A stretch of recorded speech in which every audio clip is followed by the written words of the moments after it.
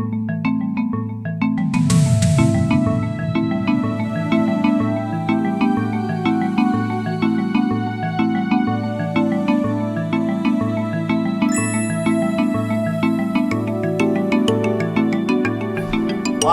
for episode 0 of the Third House podcast. This is the inaugural episode. Thank you so much. So,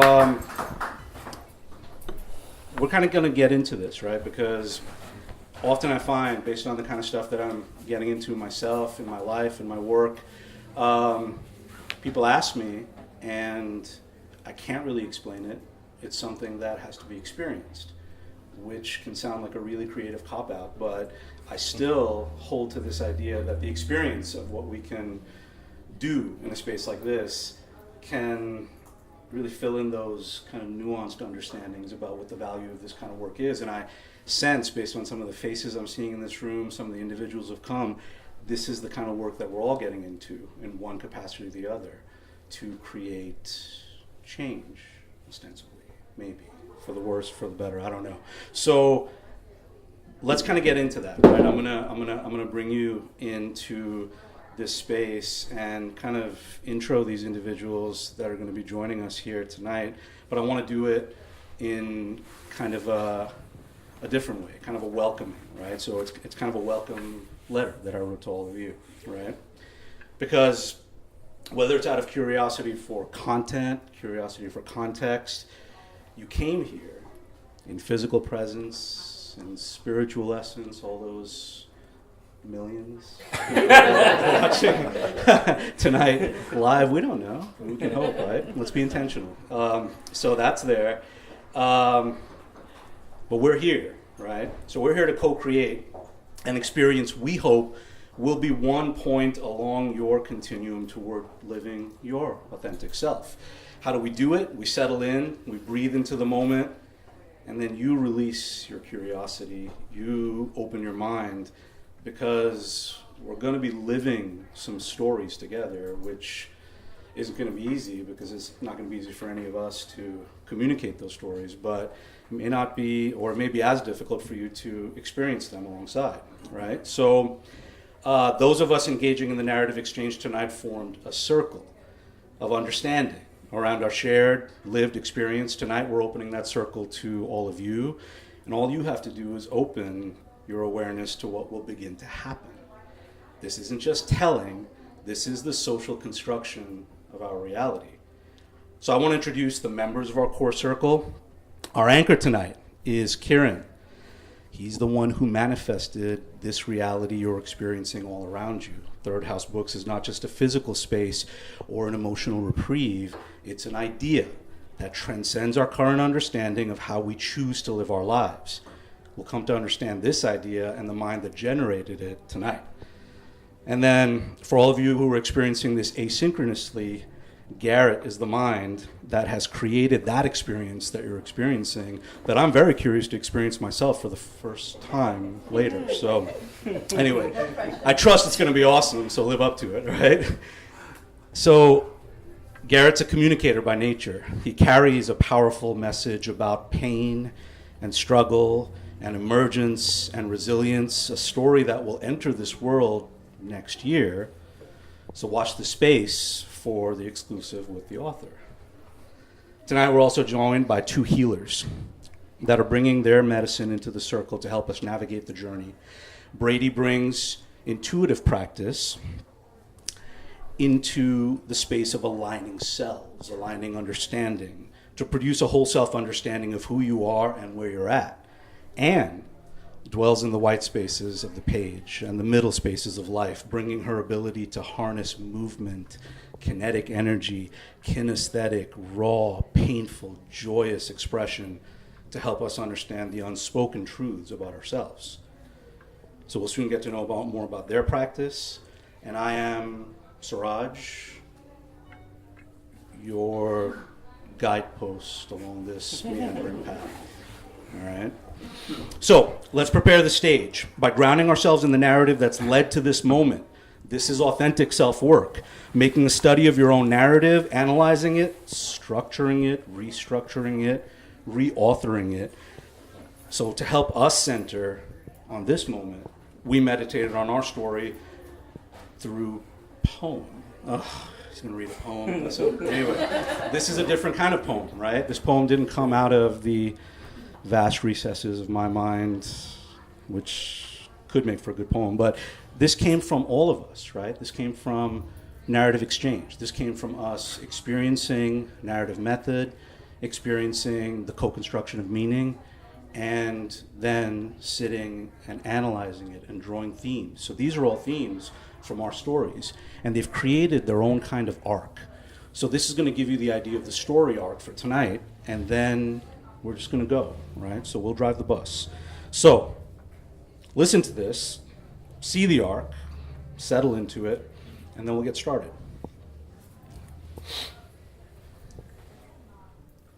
Yeah, take that, Joe. On the precipice, a community space, benefit to others, third place, where the revolutions begin, building awareness, intimate, tell your story, self-discovery, what it means for my life, the obstacles, moment by moment. I spend so much time here, I forget it. I want an opportunity to enjoy the space again, trace the patterns, riff off the tangents, layers of depth. That counter is the wall between me and the community. I feel tugged by creative forces. Throw out the scripts. There is no script. I build my own story. Is anybody paying attention? There is nothing but right now. What's our product? We have to redefine these terms, what it actually means to help someone. I just want to make people happy. Align the space. See it for what it is. Couldn't see the store how others could see it. Spreadsheets and tasks, not what it was for.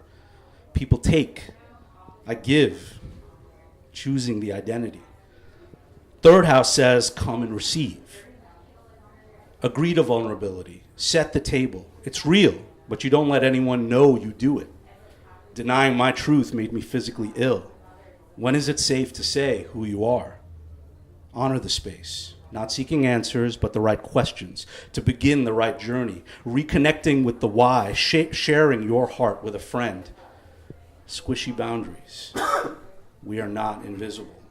Ask yourself the hard questions about coming out of the hard moments. I lost my identity. What do I do then? Community building. Navigating the liminal space. The circle helps. The circle receives. Creating the community ritual. Deepen the faith. Deepen the understanding. The resistance to having your voice heard. Hold the space. To allow what must be to be. I am a channel. I open the body. I open the senses. I open the mind. I open the spirit. To be open to when the other can connect back to you. So that's where this begins. That's where the narrative is going to go, right? So we're going to get into this by getting into the source of what created this space, birthed this space for all of us to be able to gather in, for all the things you've already done here, for all the things we're going to do from here on in, right? So, Kieran, tell me, my friend, because I've bought the 2 books that he mentioned. I've read through them. I've already highlighted different quotes that I really like, so I'll hold them to it. Tell us where this particular idea grew out of. Well, if I'm going to be completely honest, I would love to say that, like, from the very beginning, it was about providing a space for the community. But a lot of it just really had to do with I didn't know what to do with my life anymore. I'd spent a lot of time with my friends sitting at the bowl, drinking wine and beer, and lamenting the lack of bookstores in Gainesville. We had seen Garing's leave. We had seen Books Incorporated leave.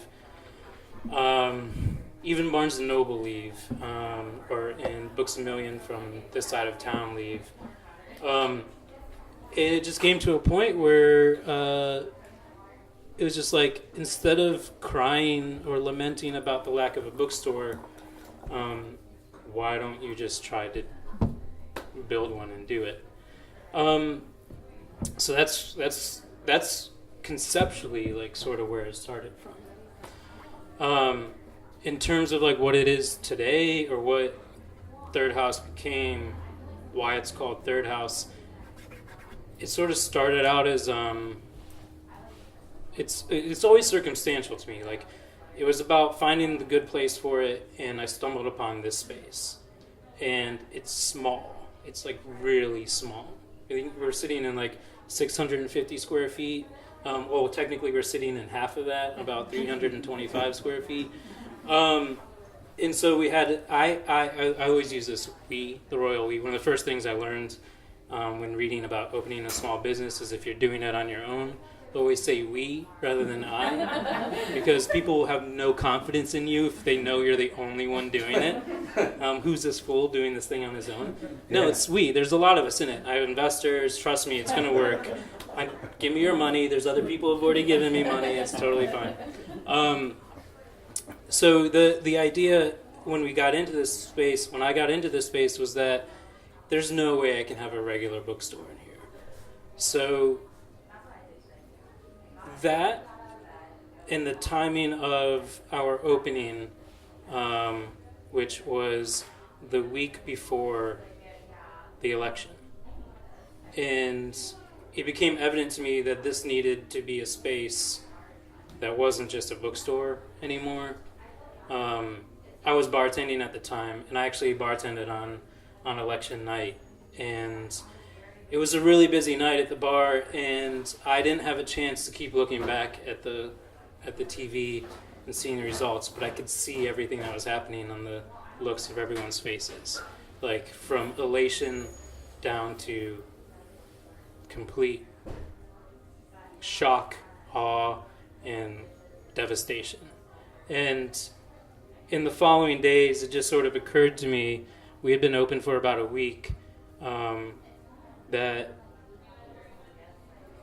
this sort of had, I felt helpless, maybe like everyone else. So the space had to become something more than just a bookstore.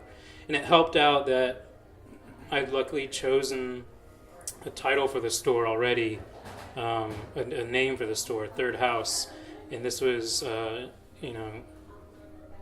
there's this anthropologist, Ray Oldenburg, who wrote a book called The Great Good Place, and he theorizes that in most cultures we have three homes. We have the home you sleep in, the home you work in, and then the home you go to get away from everything else.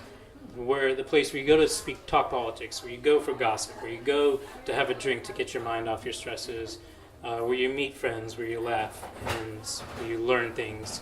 And that's sort of I always wanted this space to be that way, but I sort of didn't realize until election night that how important that was going to be.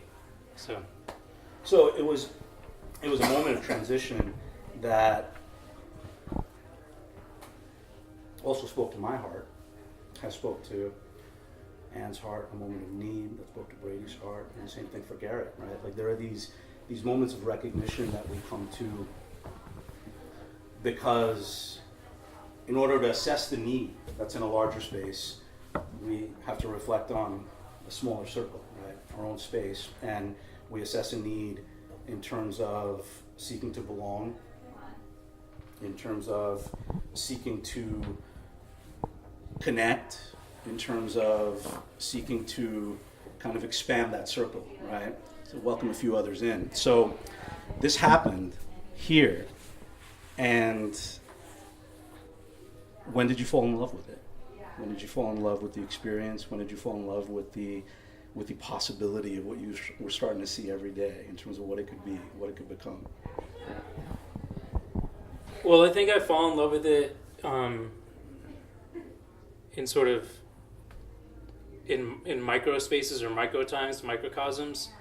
To be perfectly honest, the building of it was wonderful because you're actually building something. The day-to-day renovations and seeing it constructed. My friend Nat's over here, he helped me build this bar that's standing here, and both of us had no fucking idea what we were doing. But to see it like come together was sort of amazing. Those are some really special moments I hold on to. But really, now, like, the times I enjoy it are when a new person comes in and they simply say, "This space is amazing." It's like this little nugget of joy I get on a daily basis. That's really great because it's stressful otherwise, like running this place. You get lost in it. You get lost in the sort of details of keeping it running, and you forget what it looks like. You forget what it looks like to other people. My perspective of the store is a completely different perspective, and I think that most people come in here. I don't want to say I see it as a burden, but it's a difficulty. It's just something that's really difficult to maintain and keep going, and that's always there.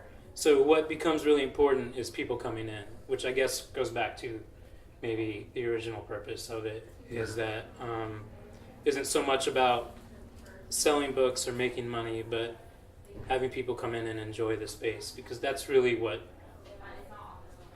reminds me of why it's here. So we wanted to kind of set this story along a continuum, right? So I'm kind of in a similar place because there's some things that have manifested. There's new opportunities that have grown. Stuff has started to seem promising. There's feedback. There's a return on the investment that you're making, right?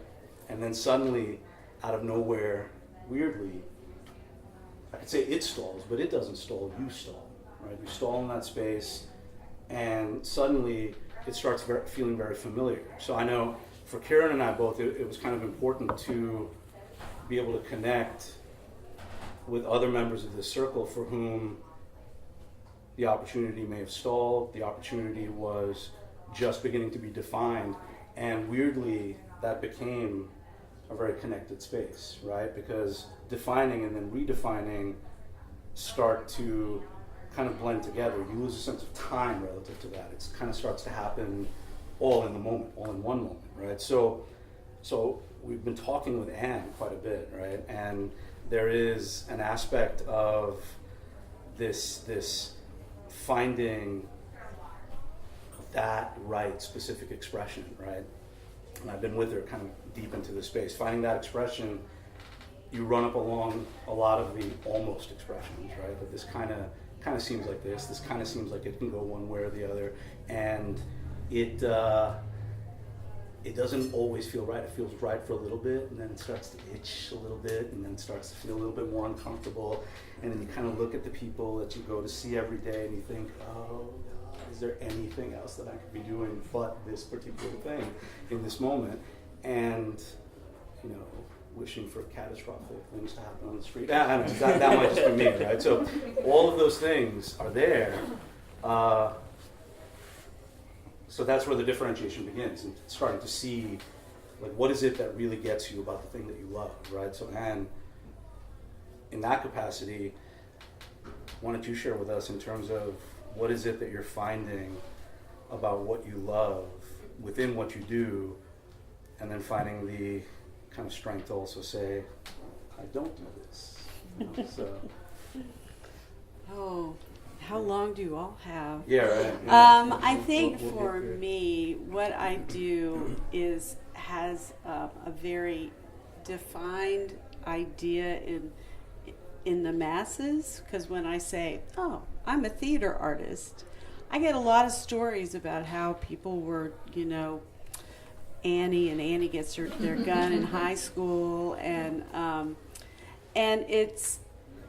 those are worthy things, and I can bet you that those people who were those things in high school found something in themselves they didn't know they had, and that's the space that drew me to my work, and that's the space that called me to be a theater artist. Is what is that transformation in a young person first, and as I got deeper into what I do, I am not a performer.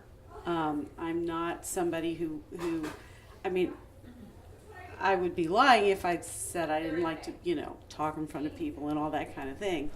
But I love to create the story. I love to be part of another person's story. And all of that happens with the work that I do.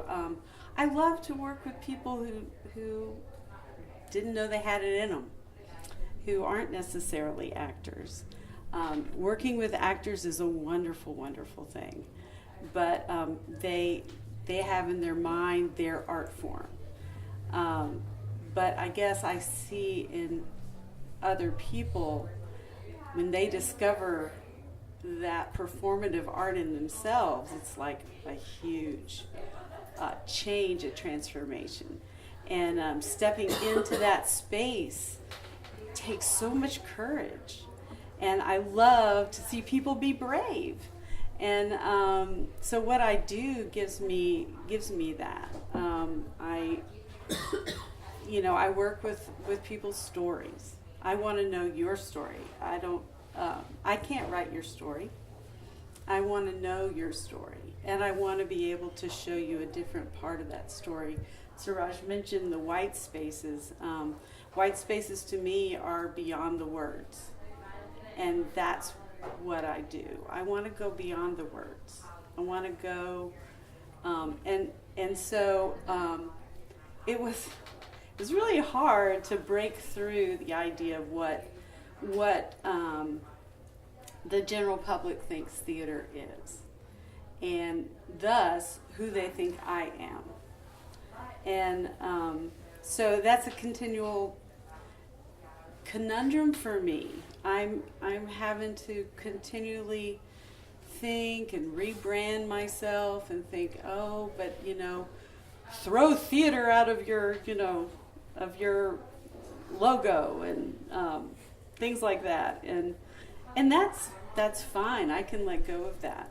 What I want to do is build a community around people's transformations, people's stories, and I want to be able to be in the middle of that. And I think that art, not just theater, but art does that. Any art. If you can access that creative part of you on a continual basis, it will change you. And, I think artists can change the world. So therein lies the rub, right? Artists can change the world. Artists do change the world. Some artists change the world. Some artists who have access, some artists who belong to a particular community, some artists that have been able to avail themselves of the right opportunities along the path in the right way.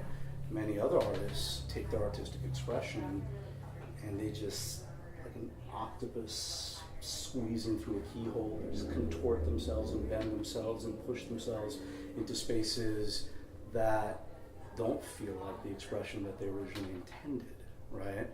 And so, as we're kind of moving along this path, we're starting to find that there are very real pressures that accompany the journey of manifesting something that you're generally convinced is your authentic expression, right? So that's happening. So, yeah, go for it. I guess what I'm interested in is, did you have a seminal experience, or do you have an idea of an experience or a set of experiences that got you to that point where you're like, no, this has to change, something has to be done differently? Like, In my own work. in your own, in your own life, in your own work. Because Yes. the thing that I constantly think about is like, how the hell did I end up here? Like, what are the things that have been decisions I've been making to get myself here? Mm-hmm. And for me, a large part, I always like to think about. I've sort of started to think about it as, I think it's like the golden ratio, right? Where it's just sort of, it sort of looks like a seashell. Is that correct? And in somewhere in the middle there is where I want to be. Mm-hmm. And I've gotten closer, but I'm not there. And it's been this sort of career well, I haven't been working for 37 years, but let's say 18 years or so of picking and choosing these career paths that are going towards this sort of unknown thing that I want to be or want to do, and it's not quite there yet. And so there's always this sort of idea of, how do I get close? If I don't know what that thing is, but how am I getting closer to that thing?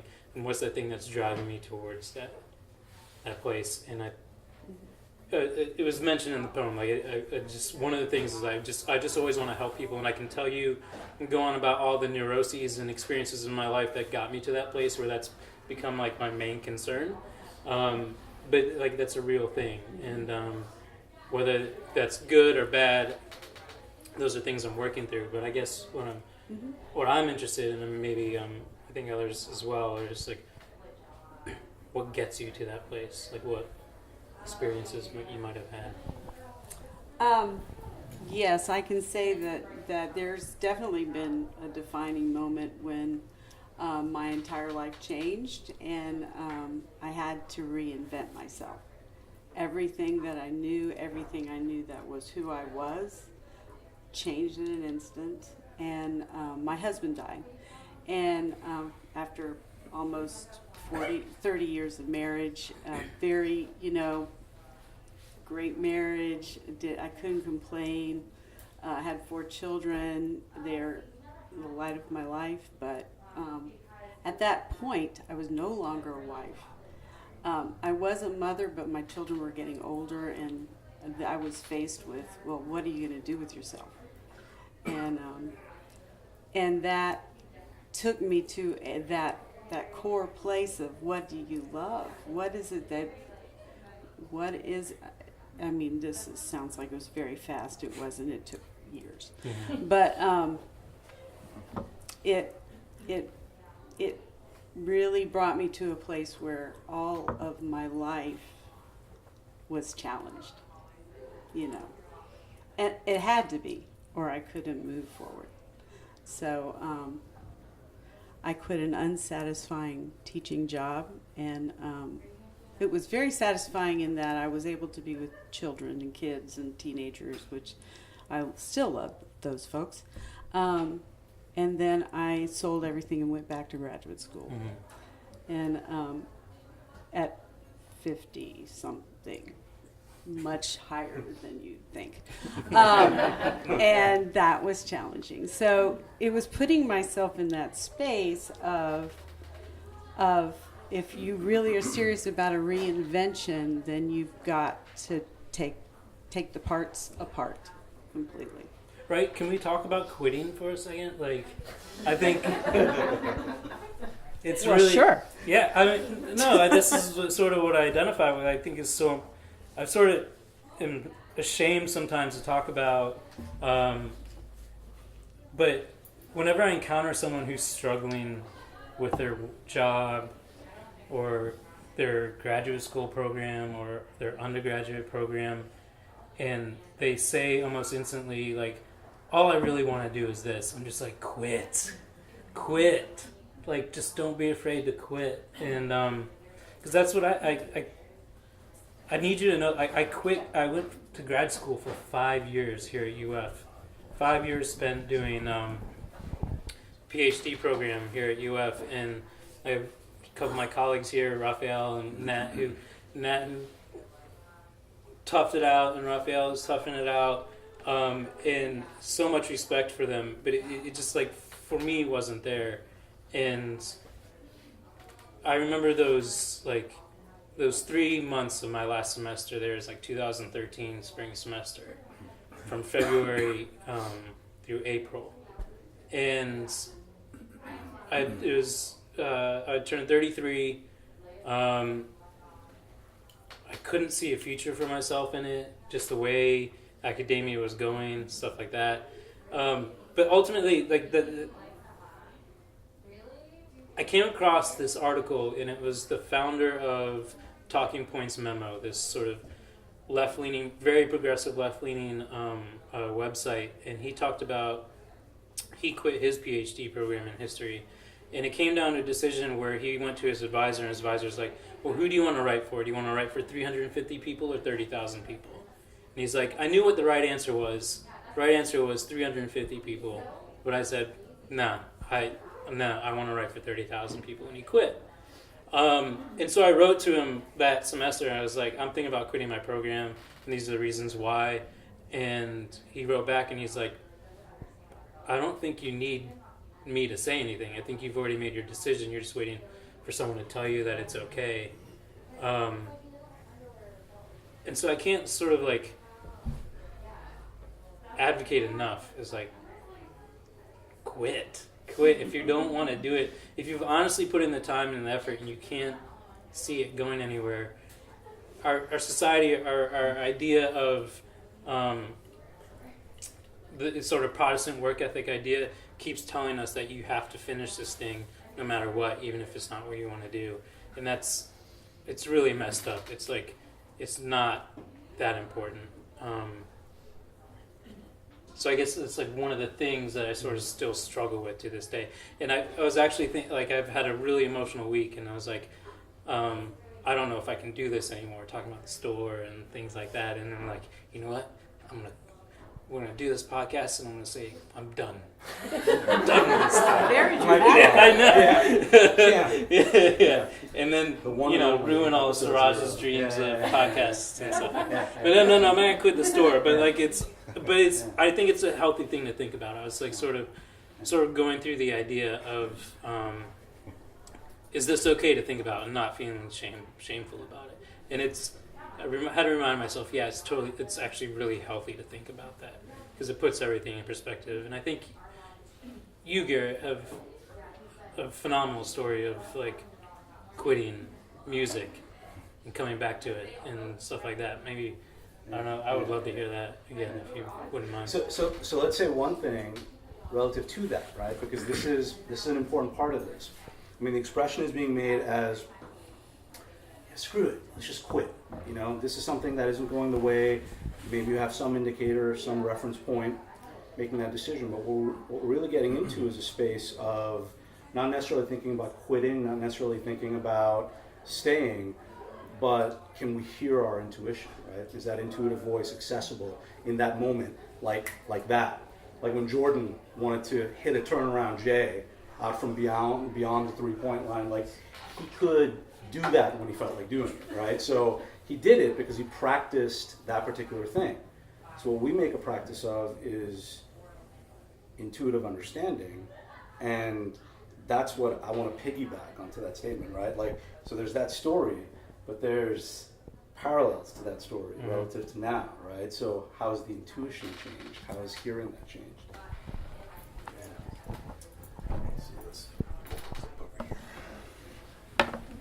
So, Kieran, if you decide to quit on the store, Siraj and I have already talked about it. We'll just run this podcast out of a van in front of the Hippodrome. Like Christian Slater, pump up the volume. No remembrance, right? Anybody? We got an old reel-to-reel, and we're going to keep living the dream, regardless. No, but thank you for this space. Don't quit on it. So quitting music. I'm going to get to that. But I want to start here, and that is, Kieran shared his story about how he manifested this reality of Third House Books and what it means to him. Dare I say this was Kieran's dream? Is that accurate to say? That you had a vision, a dream, a desire, and you followed through with it. And I think Anne's story was very similar. You had a desire, but you also had a life-defining moment, which also is my situation. We're going to hear from Brady, too, a little bit about her story, which I know, which shares some similar things between these two stories. For me, change happened in my life in 2011 without my seeking it, without my dreaming it, without my desiring it. It just happened, and that was one day, literally, I woke up and had some pain in my hip and went to see an orthopedic specialist who told me that you have something seriously wrong. I've been an athlete all my life, in shape all my life, competitive all my life, I was actually in the process of training for small triathlons, and I thought I had just pulled a muscle in my hip, and went to the doctor, and he said no. He did some tests and found out that I had some weakness in some leg muscles that I didn't even know that I had. If y'all haven't ever tried walking on your heels, walk on your heels. Tell me how easy that is. I just thought I couldn't do it because it was hard to do, but that was one of the things that they noticed I couldn't do. And out of that, I was told that I had something ominous going on in my body. And when the orthopedic specialist was telling me that I had something ominous going on in my body, I stared blankly at him. I had no idea what he was doing. I'd never heard news like this before in my entire life. Been healthy my whole life. And he said, "You're taking this news very well." When does a doctor say that to somebody? Right? When you say ominous. When it's, ominous. But a doctor says, "You're taking this news very well," when you've been delivered some really bad news and you're reacting to it in a way that you're not coming unglued. I was in shock. So there was no coming unglued or staying glued. I just was present in the moment. That's the best I could say it. And it took 2 weeks before I could go see a neurologist to find out the orthopedic guy said it was something neuromuscular. He didn't know what it was. He didn't say what it was. He didn't say what it wasn't. And so I had to go see a neurologist, and it took 2 weeks to get into the neurology appointment. And my wife can tell you, she's sitting right here, that for those 2 weeks, I said, we need to prepare for the end. I was told I had something ominous, and I was taking this news very well, and I needed a full workup from neurology. So the only thing that I could think that this was ALS, Lou Gehrig's disease. Neuromuscular, ominous, degenerative, whatever. So I was trying to put the pieces together, and that's what I concluded. But I concluded that for a reason. And again, my wife can tell you that I tend to go to the worst possible place of something. Suraj and I use the term catastrophize. And I went to a place of great darkness in those 2 weeks, thinking I was going to die. It was probably going to be just a few years I had left to live. And I literally said the words, "We need to get our affairs in order. We need to start planning for this." And I had no idea how to do that. I had no idea how to plan for my death and to watch myself go through it.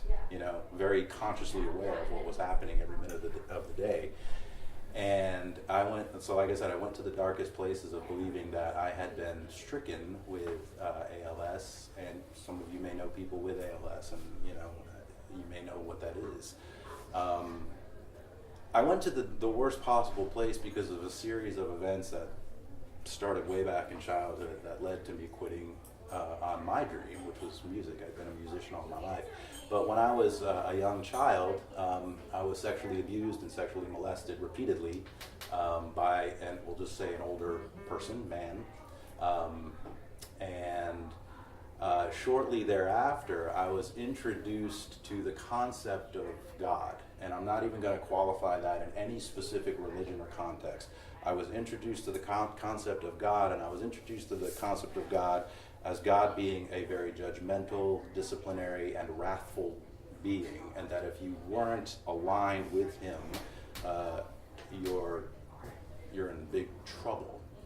So coming out of a series of sexual abuse and molestation, almost being killed, being told I would be killed if I said anything, and then being introduced to the concept of a wrathful, vengeful God.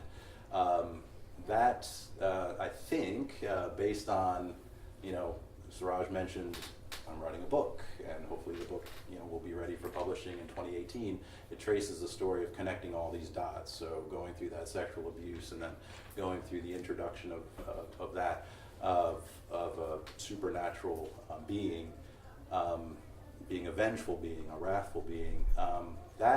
That tends to do something when you're young and you're forming your opinions and life views about things, regardless of what happens later on in life, is what I found. So many of you may have a similar experience where perspectives and life views, you may have tried to create those things later in life, but they're very well influenced by things that have happened to you when you were very young that you may not even know about, or not even be aware of how those dots connect. And so I'm just going to kind of fast forward and skip over a few decades here. So when I was diagnosed with this disease, I immediately went to, this is punishment. Even though I hadn't been living for a long time in that paradigm of, God is a punishing God, but I went there, and I wasn't quite sure why I went there. My life, like, where's this coming from? What is this? I believed I was evil. I believed that I deserved everything, wicked thing that happened to me, or every bad thing that happened to me.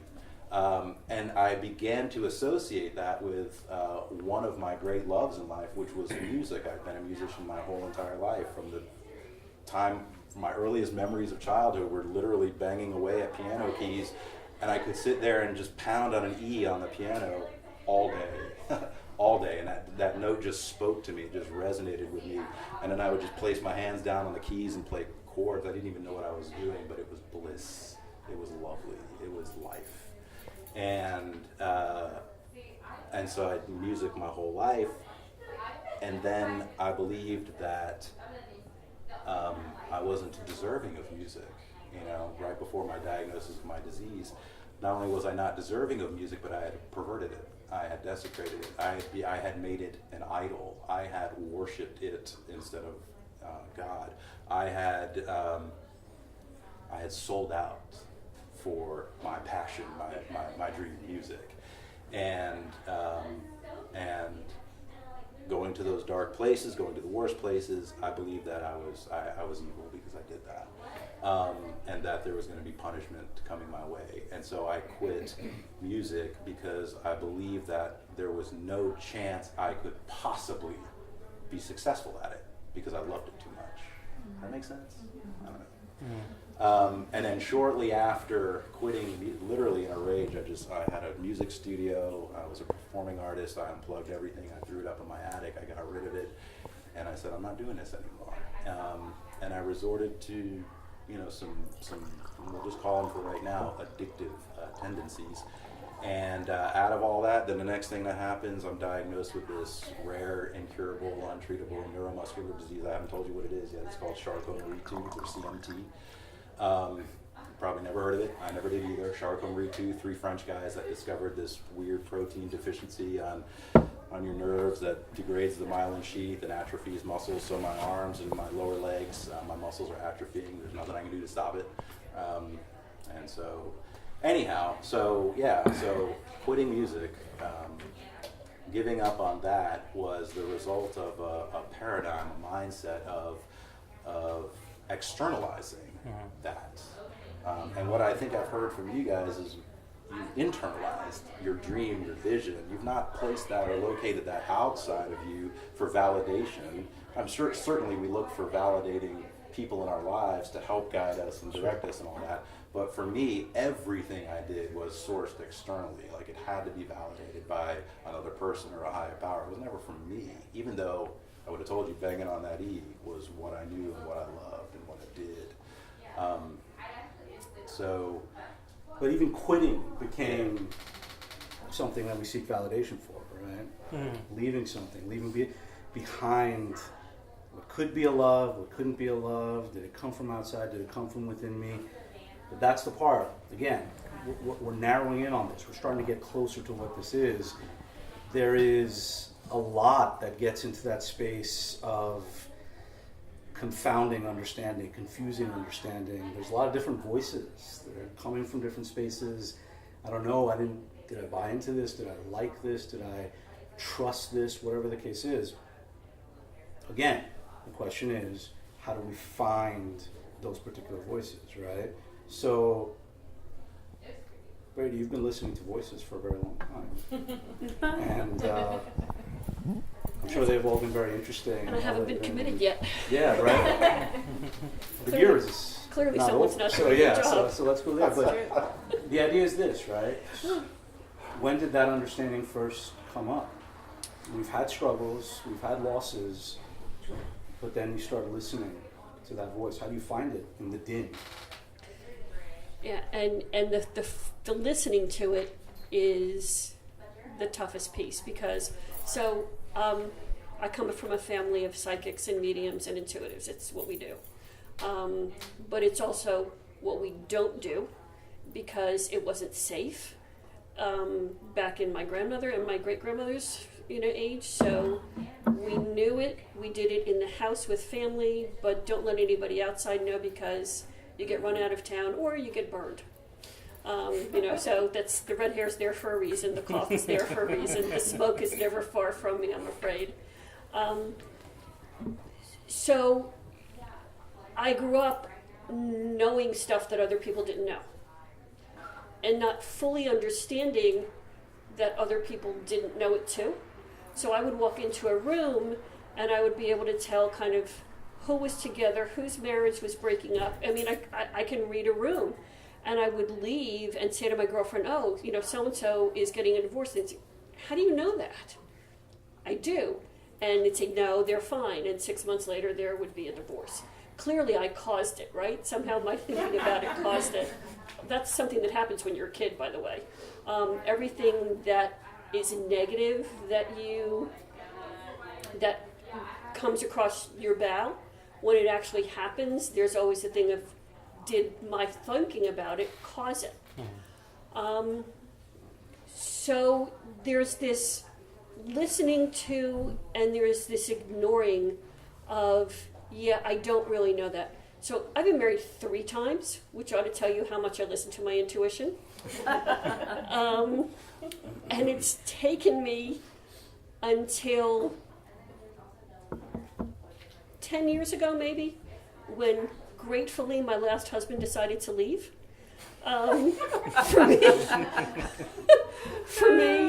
to fully be able to stand and say, no, this is who I am.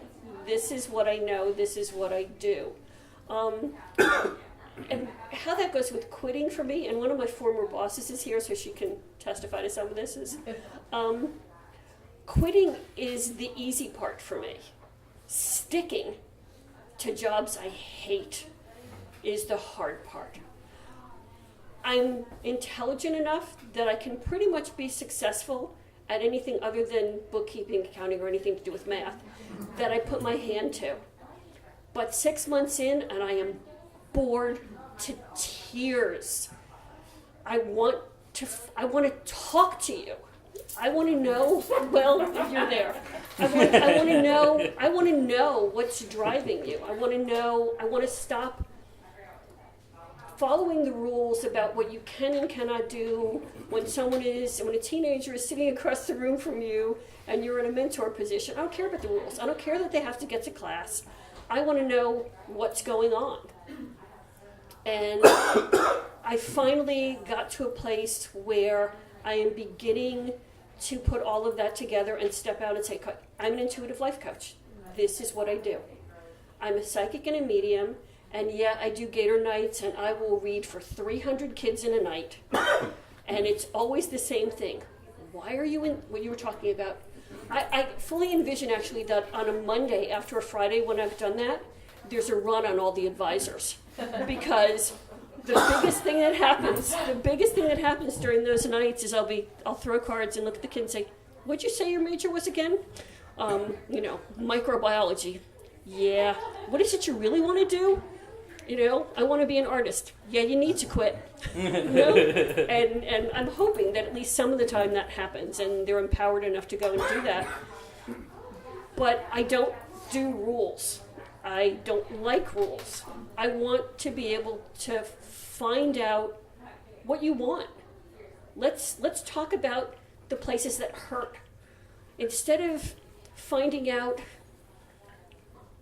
why your boyfriend left you again, let's talk about why you keep dating the same kind of guy.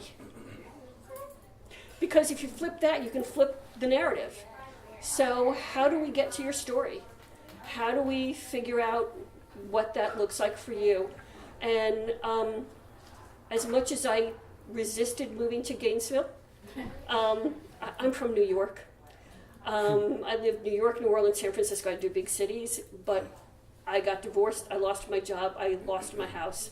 My sister had an extra room in Gainesville. I moved to Gainesville. A bookstore here saved my life, Wild Iris. I started reading out of Wild Iris when I first came here. And so that gave me my immediate client base here in Gainesville. But I have had more opportunity to be me here and not be afraid of it than I've had anywhere else. So I'm super grateful to have found it here. And I'm looking forward to seeing, how we flip stories. So here's where we're at. There's a lot of messages. There's a lot of understanding.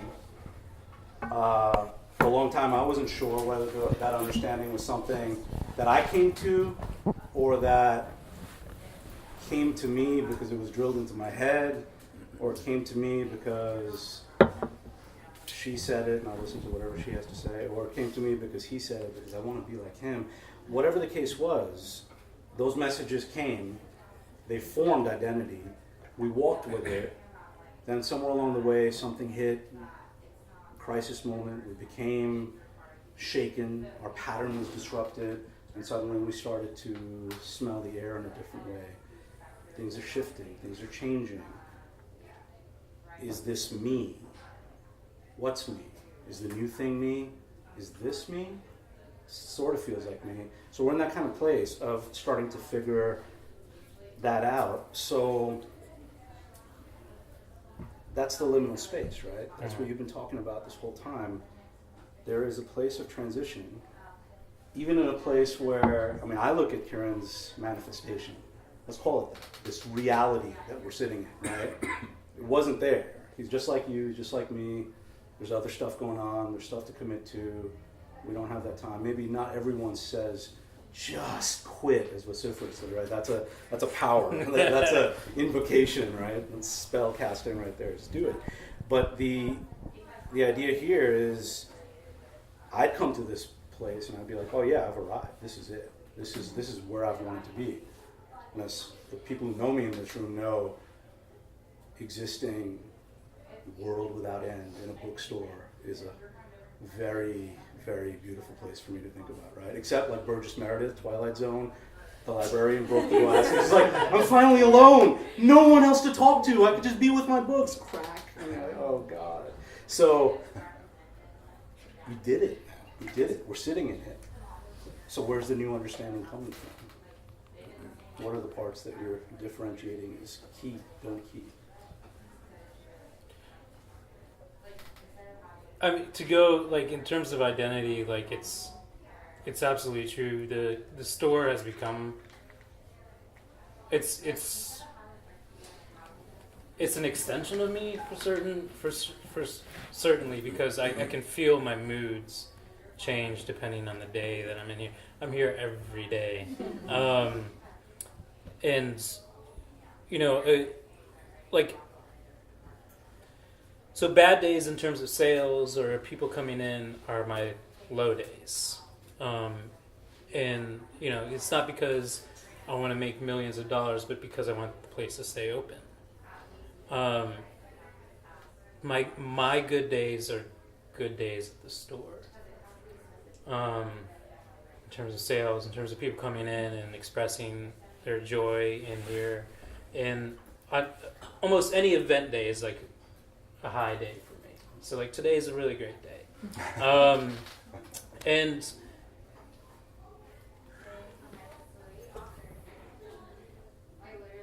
But it's a constant sort of struggle to sort of think about,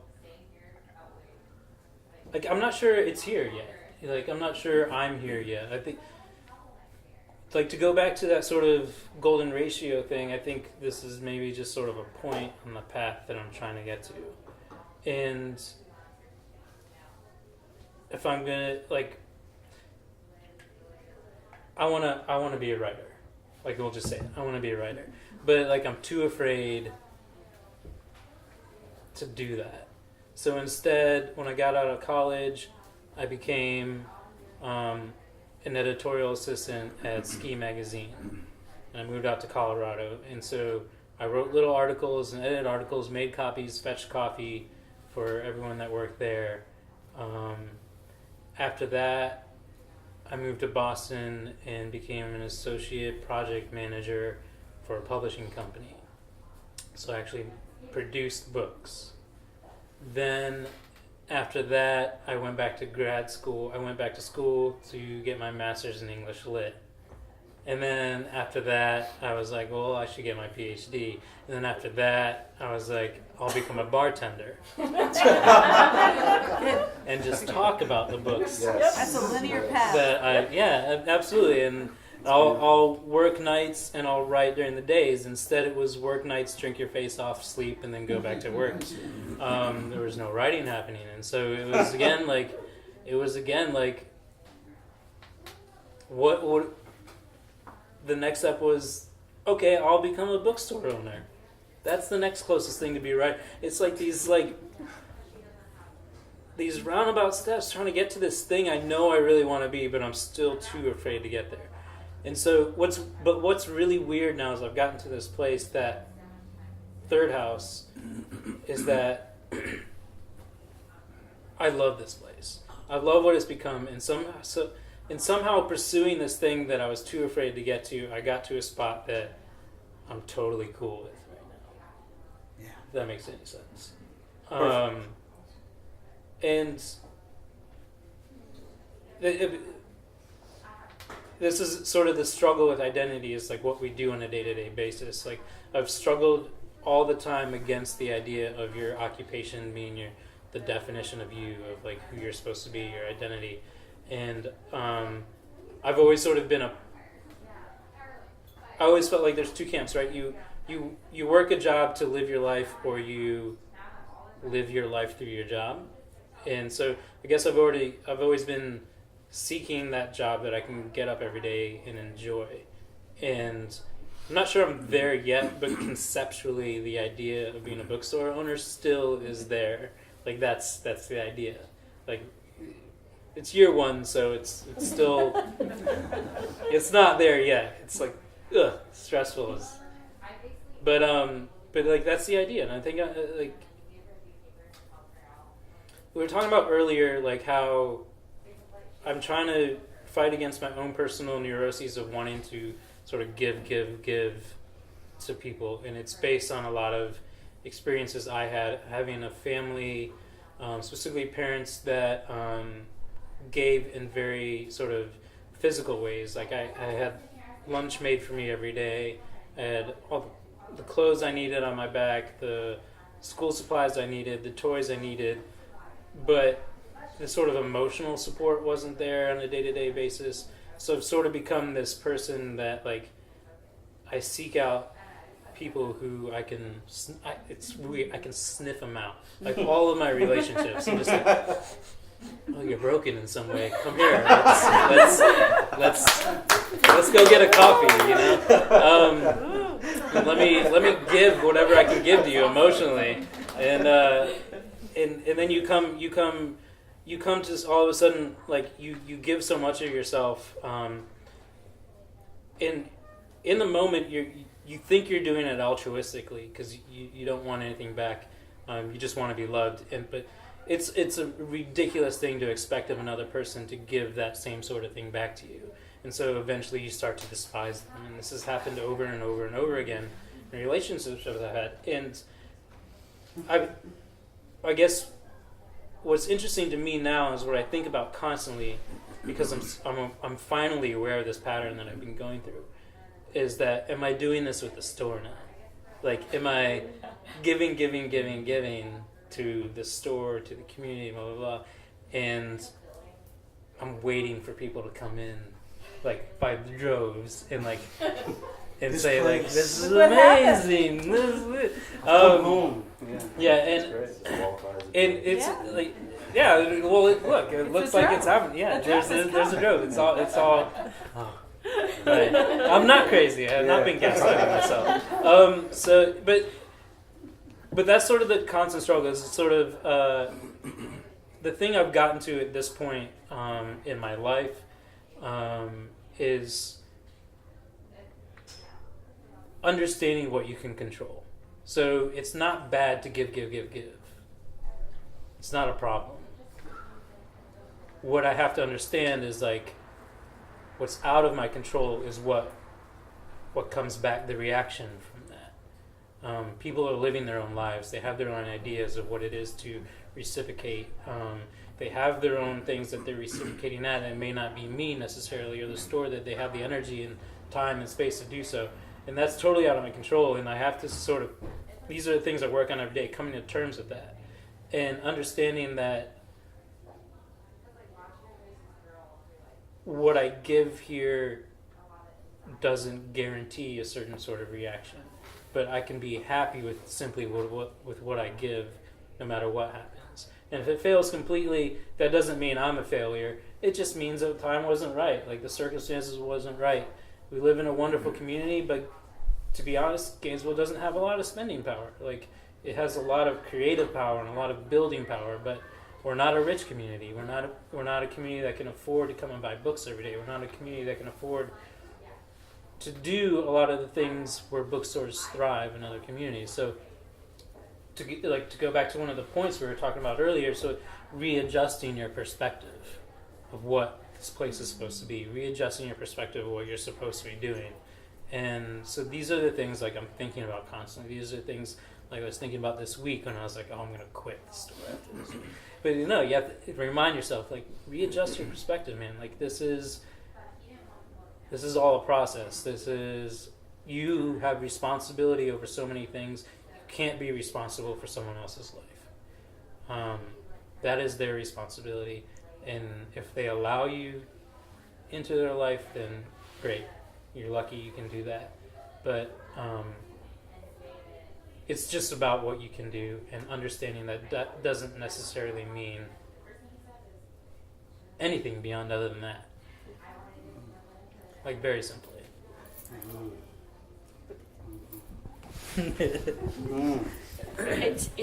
It's so true, and it's what I see in the work I do is what you're talking about. People will come in and to talk to me, and they're always asking about the other people in their lives and the whys and hows of how can I control them, how can I make them love me, make them give to me, make them whatever. And it's always bringing the conversation back around to, you can't. All you can control is what you do, what your reactions are, and you have to try to help people come to an acceptance that if they're acting in integrity with what they believe about themselves, about the world, about the universe, then whatever it is that happens from there, they have to be okay with, because that's the only agency that they have is that piece. And we don't listen to our intuition, most of us. People come to me already knowing the answers that they're looking for. And if I could tell you the number of times I'll say to them, you know the answer to that. And it's like I have to give them permission to listen to their own intuition. And that's something that if we could teach people would be an amazing tool, to just really listen to your own intuition, because you do know yourself best. Mm-hmm. So you just did it. You just taught people, right? Here we go. Intuition, it's the new thing, right? I have some really good news, though. Books A Million agreed to sponsor this podcast. No, that's sorry. I'm terrible with business decisions. Right? Sorry, Books A Million. We take your name in vain. But here's the thing. What? Yes, please. Ask away. It's organic. And yeah. We'll repeat it. She's very extroverted. Let her do that. Yeah. So, what do you think the impediments are to people actually listening to their intuition? I mean, yes, you do know, or maybe you have, but why is there that need for an affirmation, an outside affirmation? Like, this is what I'm supposed to be doing. So what do you think drives that for a lot of people? I think lots of people, our intuition will tell us what's best for us, but where that comes into conflict with our shoulds is where the issue arises. You know, if you're in a job you hate and your intuition says there's something better out there for you, yeah, but I need the paycheck. Do I really deserve that? I don't have enough education. I'm too old. All of the reasons, you know, that logic puts in the way. And then, you know, if you're in a relationship and you know that that relationship is not fulfilling and you have had the conversations with your significant other and things are just not changing, and your intuition is telling you, you know, this is not going to last. It's not going to, you know, it's like pull the trigger now or waste the next 5 years of your life. But we flip it and say, yeah, but he always does the dishes. It's got to count for something, right? It's that we are so,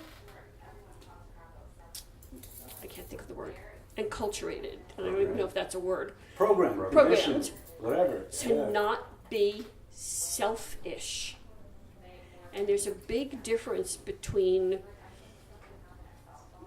taking care of yourself and taking care of yourself directly at someone else's expense. And I think we don't delineate between those two often enough. Go ahead, Ann. Oh, go. no. You haven't spoken in a while. Oh, no.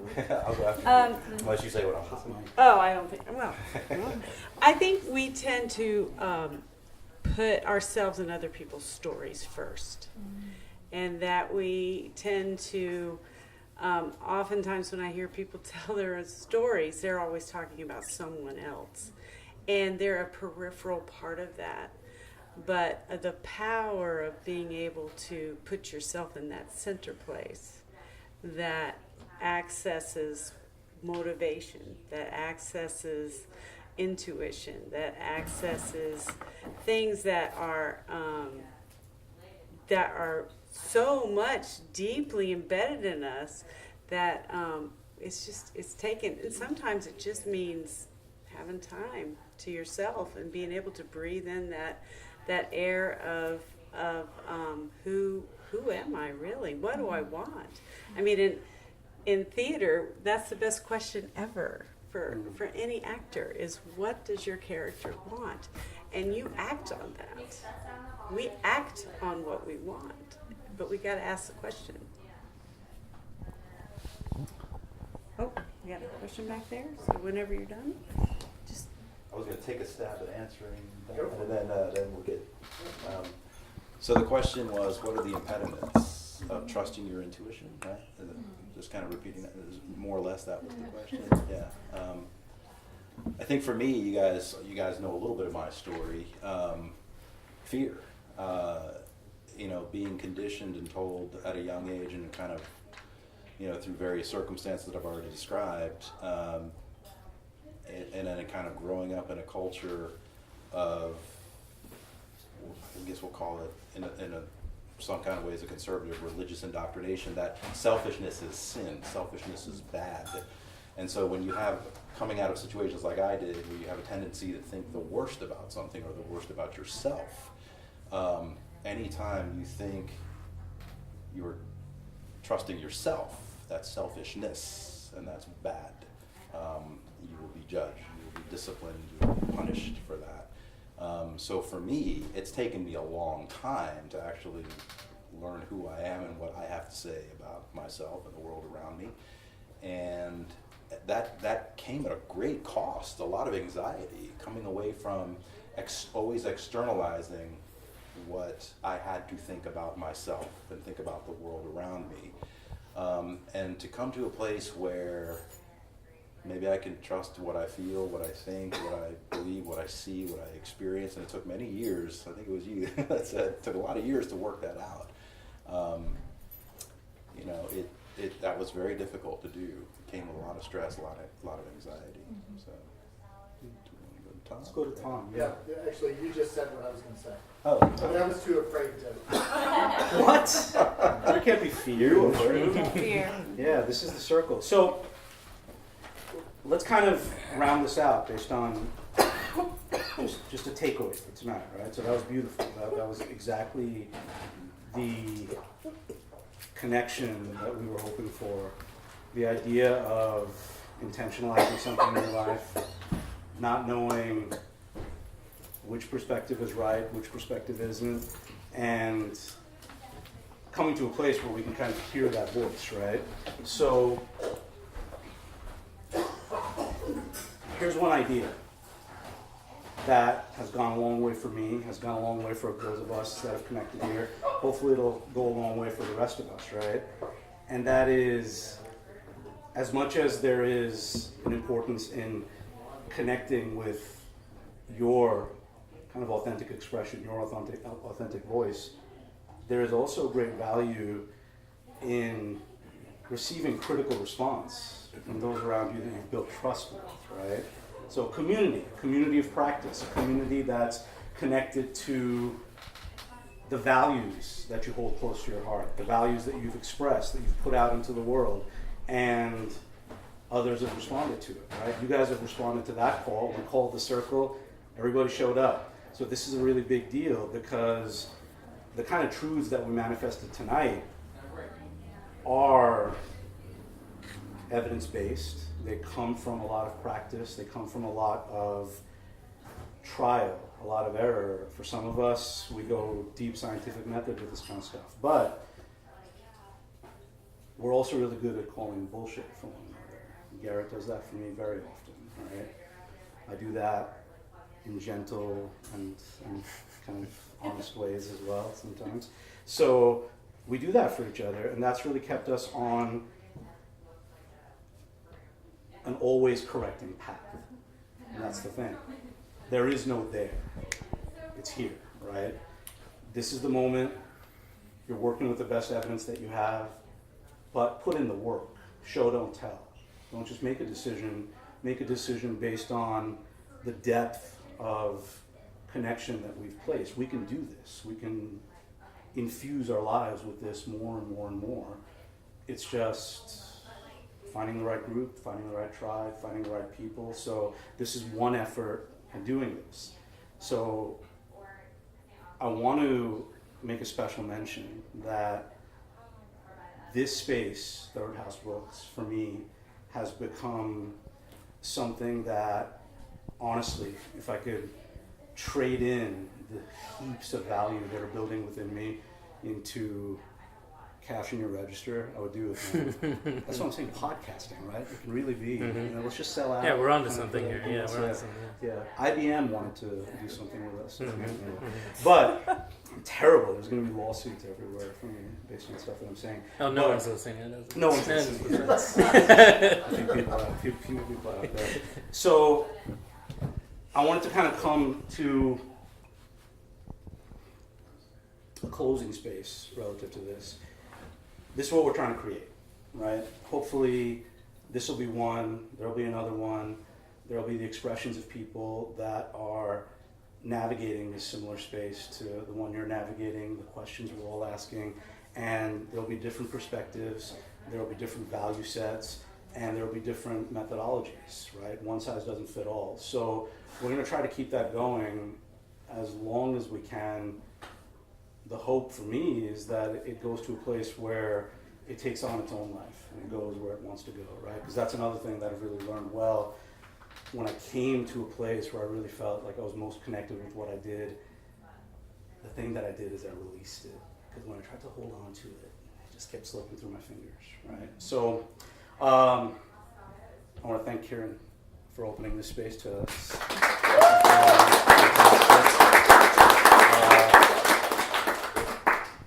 I want to thank Anne for not only opening her heart, but giving us a sense that there are ways beyond what I do ad nauseum, which is use the spoken word.